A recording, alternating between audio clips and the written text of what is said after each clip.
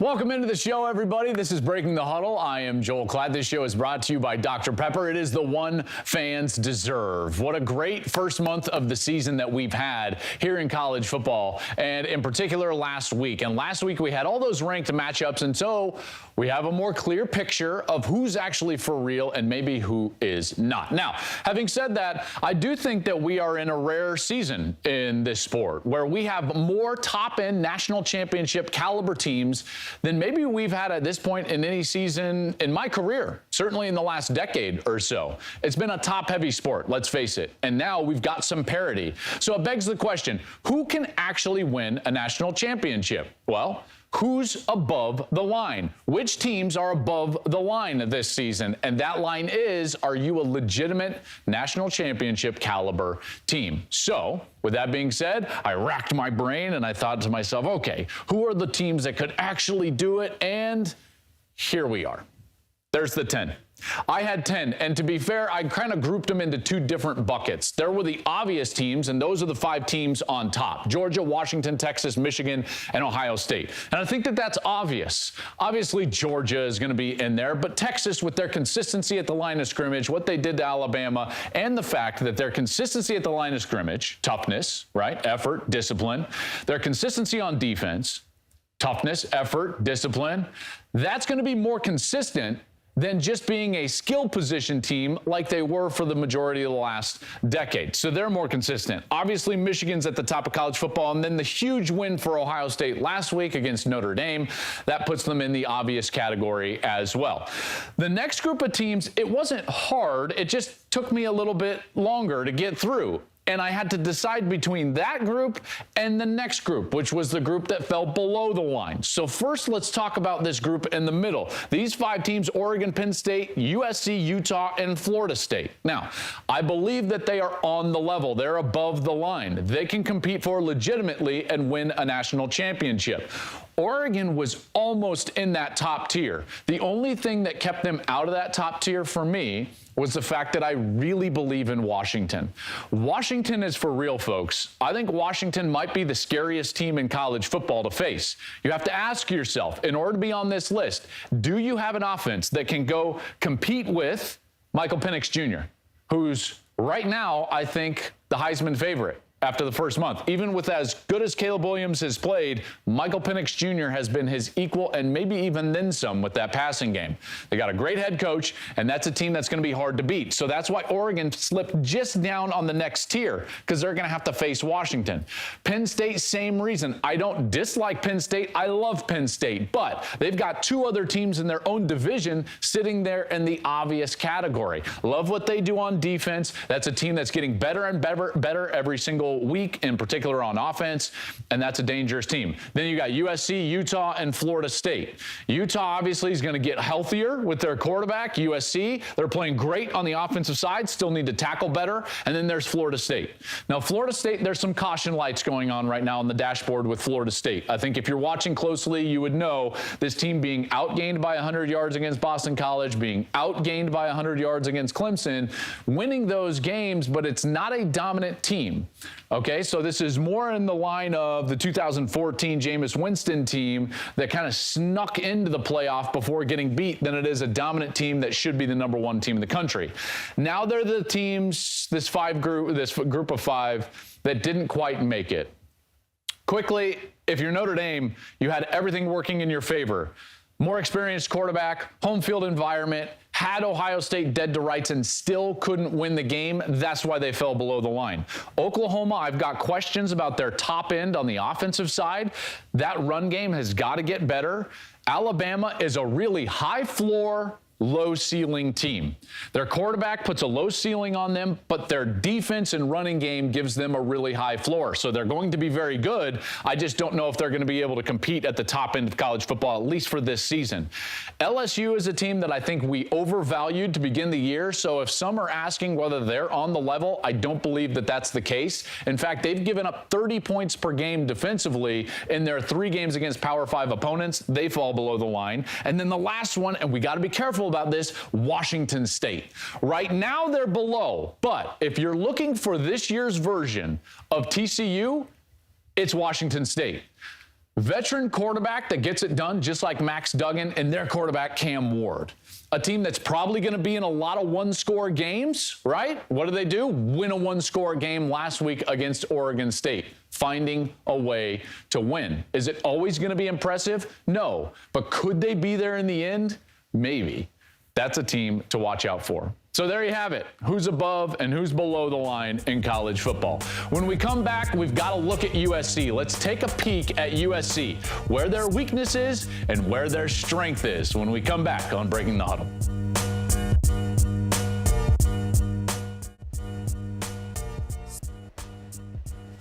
Hey, welcome back into the program. This week, I'll be in Boulder, Colorado, as USC goes on the road to face Colorado. Now, USC, interesting team to kind of think about, evaluate in this year's college football, because their offense is playing at a level that is even above what we saw them play at a year ago. Their offense is fantastic. Their run game is fantastic. Caleb is playing even better than he did a season ago when he won the Heisman Trophy. The question has always been about the defense. It's the question that we had coming into the season, and it's the question that we still have. Can they play requisite defense? Well, up to this point, they're doing some things really well on the defensive side, namely pressuring the quarterback. Their front is much better.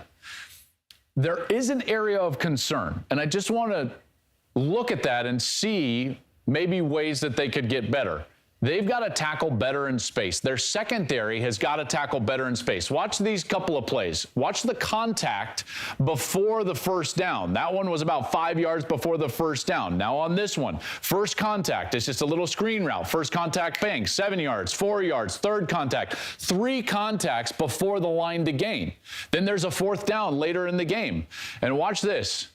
Just an easy pitch out there, contact, and he's still up and he's running for a touchdown. Those are the plays that they have got to cut out defensively. All right, so the call is right, the execution is right, you got to make the play. So that's on players making plays, because the defense outside of that is actually performing at a level which I believe in. When you look at what they're doing, they're tied for the most sacks, 16 of any Power 5 team in the country this year. In fact, they produce more pressure on the quarterback than anybody in the country when they're not bringing a blitz. 48% pressure rate when they're not blitzing. Their down 4 is getting after it. Okay, so this defense, we've always said, like, they don't even have to be great. All they have to be is like average to maybe good. Well, guess what? They're allowing 20 points per game. That's 7th in the Pac-12. That's the middle of the pack.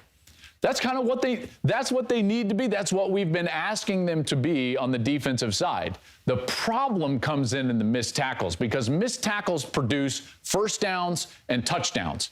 If you can just tackle better, then that defense is going to be pretty good and might be a requisite defense to allow them to compete for a national championship. Now, they're above the line. I just showed you that in the last segment.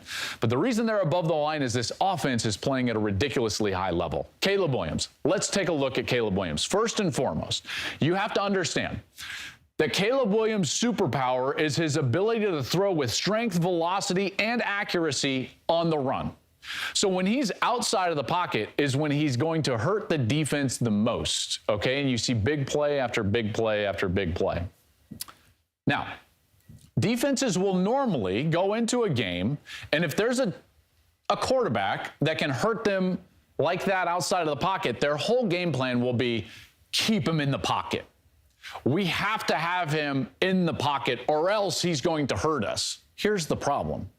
Caleb Williams is equally great inside the pocket, and yet we never talk about it. So I wanted to show you his brilliance as just a game manager in the pocket.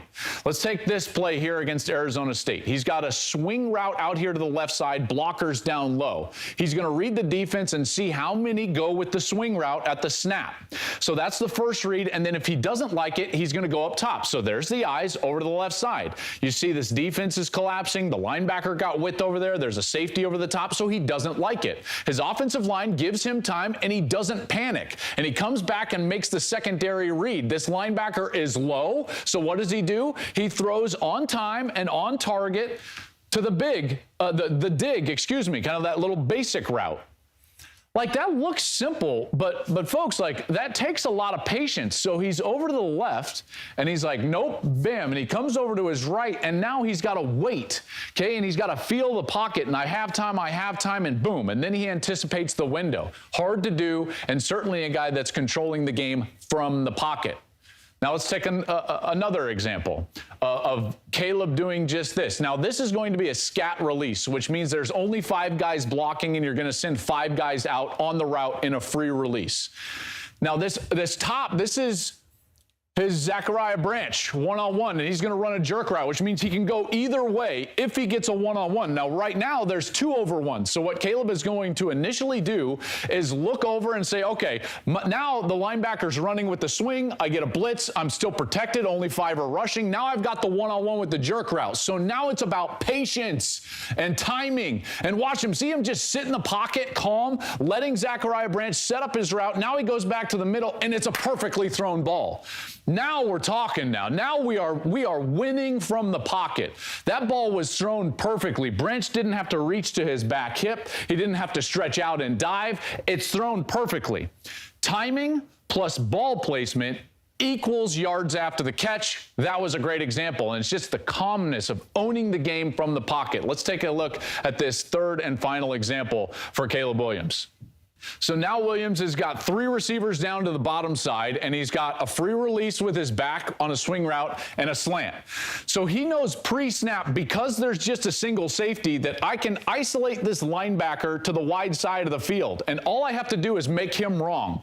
Watch the timing with Caleb Williams. Now he knows, like, okay, it's a difficult game, but I'm going to make it simple. That linebacker runs. Now I'm going to hit my last step in that drop back, and I'm going to throw the ball accurately on time. And if I throw it really well on the money, I can get yards after the catch, which I do. That's so good, and it's simple. Here's the thing, like, football doesn't have to be hard. It doesn't have to be hard. Does he make the amazing plays outside of the pocket? Yes. I could show you those until I was blue in the face. But what makes him great is that he can hurt you both ways. He controls it from inside and outside of the pocket. That's why I love watching him play. Let's take a look at the opposing quarterback in this week's matchup, Shedeur Sanders, and just the small margins that go from playing really well to not playing so well in his first game to last week against Oregon. That's coming up on Breaking the Huddle.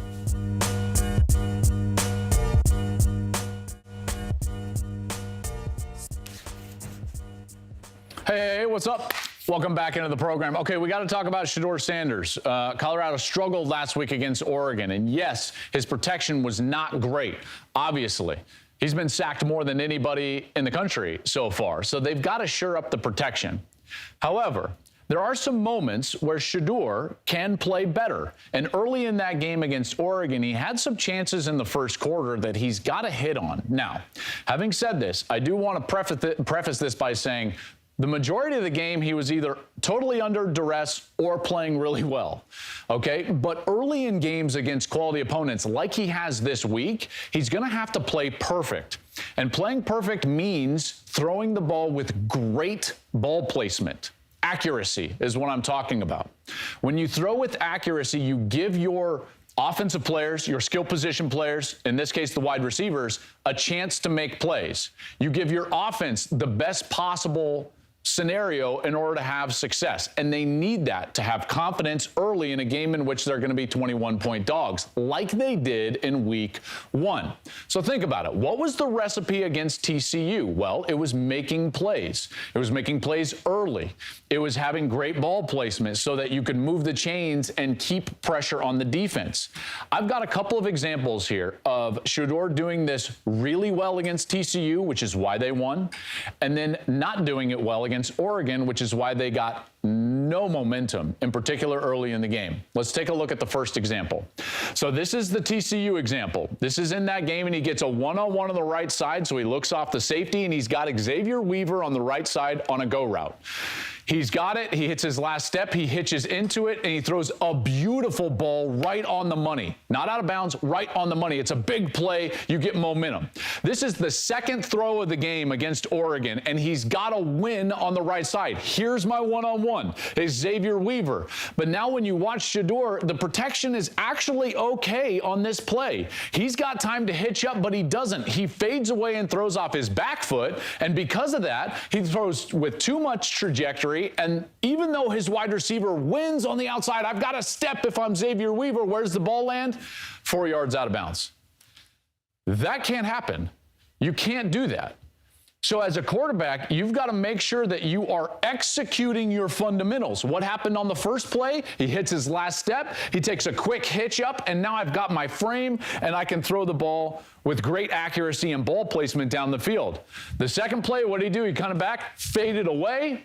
Back foot, now I'm like this, the ball has more trajectory, and what happens? It goes out of bounds. Little things have to execute. There's an immense amount of pressure on this guy, okay? He has to play basically brilliant in order for them to win. Well, these are those little areas where you can improve. Here's another example, TCU example. This is the first third down of the game against TCU, and he sees that TCU is not ready defensively, so he's going to just stand up and be like, you know what? I like my odds throwing to my athlete in space. Okay, so quickly the ball comes out right away from under center. It's up on the face of the wide receiver, and then he can go make somebody miss. They get a first down. Why? Ball placement. The ball got to him right away. Now it's the first third down against Oregon. He gets the one-on-one on top, and he's got 13 yards of separation. He's under center. All right, let's give it out to Jimmy Horn and let him try to make a play. Where does this ball end up? Remember, it's all about ball placement. In order to give him a chance, back foot takes him to the ground, and the play is over, and you have to punt it away. Now, I'm not saying Jimmy Horn's going to get the first down, but he's definitely not going to get the first down if you throw it at his back ankle. So again, the margin for Shedeur is very small. He generally played very well against Oregon outside of the times that he was pressured. But early in the game is when he's under the most pressure to be perfect. And if he can do those things, in particular with his ball placement, when he has the wins, then maybe Colorado can stay close and be in a one-possession game late with USC this week on Big Noon Saturday. All right, when we come back, we're going to finish things off with a little Klattback.